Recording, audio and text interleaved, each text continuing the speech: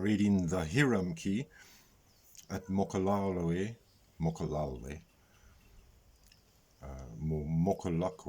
I'm not too sure, settlement.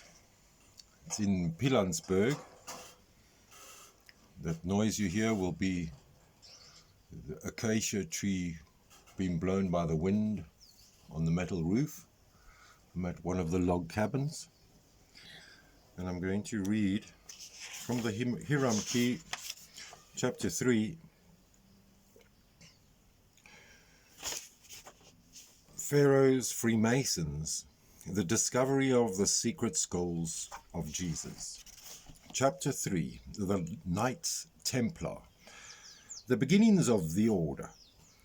The image of a brave crusader wearing a white mantle decorated with a red cross and sporting a full beard, slaying the wicked and protecting the good, is one that most of us have been familiar with since childhood. The reality was quite different. The red cross on the white robe was the garb, not of all crusaders, but of a group of warrior monks, the Knights Templar. Their mysterious rise from nowhere, their subsequent massive wealth and influence, and their sudden and total fall from grace on Friday the 13th of October, 1307, has been made them the subject of debate and imaginative speculation from that day to this. For almost 200 years, the Templars were powerful beyond the scope of most kings. With legendary fighting abilities and fabulous treasures, could there really be a connection between this long-gone medieval order and the middle-class men who mumble Masonic ritual behind closed doors in just about every sizable town in the westernized world? At face value, they seem to be so far apart that it would take a massive amount of evidence to claim a direct relationship. But as we looked at the details of both side by side, the disparity between the two began to shrink surprisingly rapidly. The Muslims had ruled Jerusalem since the 7th century and had allowed Jews and Christians access to the city, which was important to all three religions for the different reasons. Towards the end of the 11th century, the Seljuk Turks took control of Jerusalem and banned Christians from making pilgrimages. The powers of Christendom were unhappy at the state of affairs and mobilized their forces to recapture the land of Jesus. Despite the purity of the apparent motive behind them, the so-called Crusades, the battles for control of the Holy Land, were hard-fought, merciless conflicts. The crude and self-seeking Christian invaders from the north believed that the Muslims were in the habit of swallowing their gold and jewelry to hide them in times of crisis, and consequently, many Muslims died in agony, with their bellies torn open as white infidel fingers probed their entrails for non-existent valuables. The Jews of Jerusalem fared little better.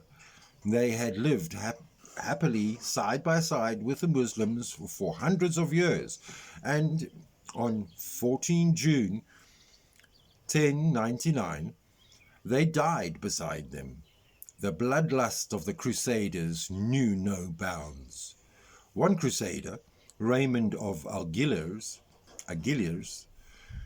was moved by the sight of the devastated city and the mutilated corpses of its residents to quote Psalm 118, "This is the day the Lord has made. Let us rejoice and be glad in it."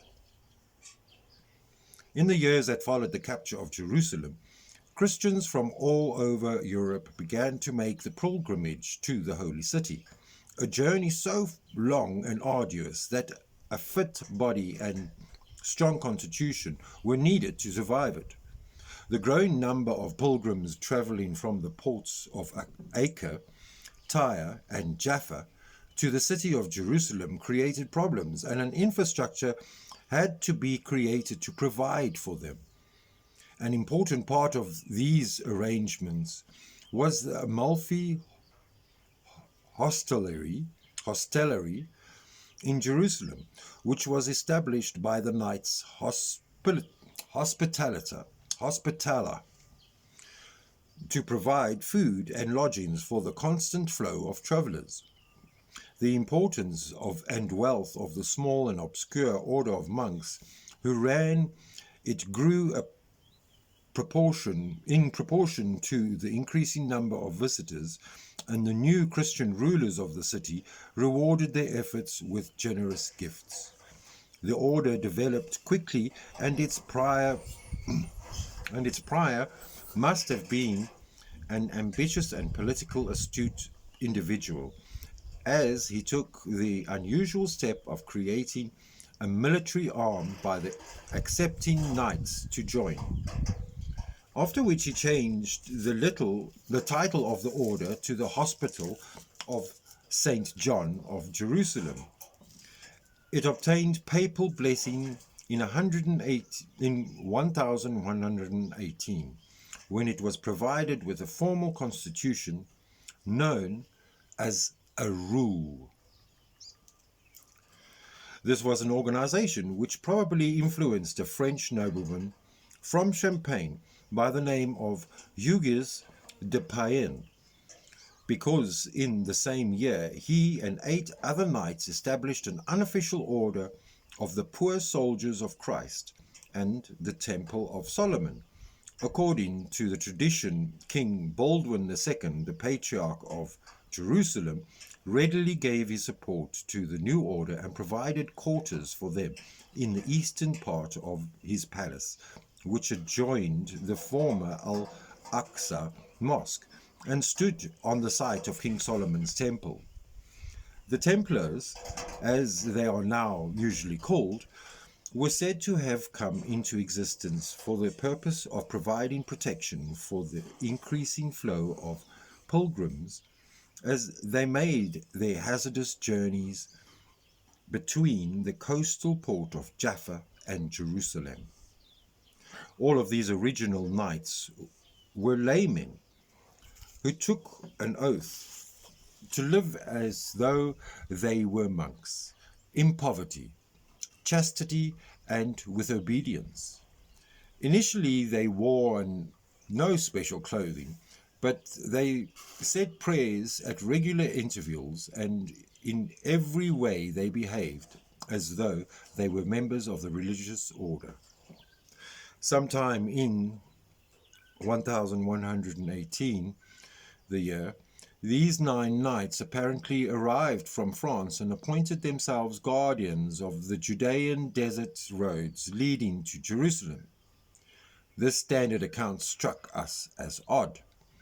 They had these Frenchmen set themselves a task which was extremely optimistic at best and foolhardily at worst.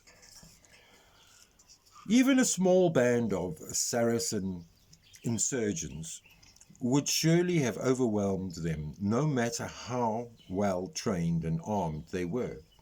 Surprisingly, they found that Fulcher of Chartres, Baldwin II's chaplain, did not make a single mention of them in his extensive chronicles that cover the first 9 years of the unofficial order's existence.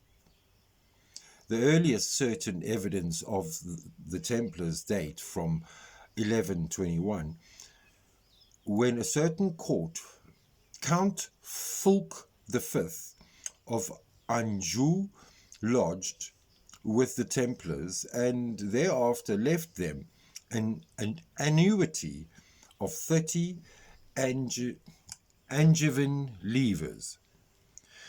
From the evidence available, it seems clear that the band of 9 knights did not expand for a long time. After its establishment, It was not until after they had spent no less than 9 years in their lodgings on the site of Herod's temple and Hugues de Payens left for the west in search of worthy recruits who would swell the order to a size more appropriate to the fulfillment of its self-proclaimed mission.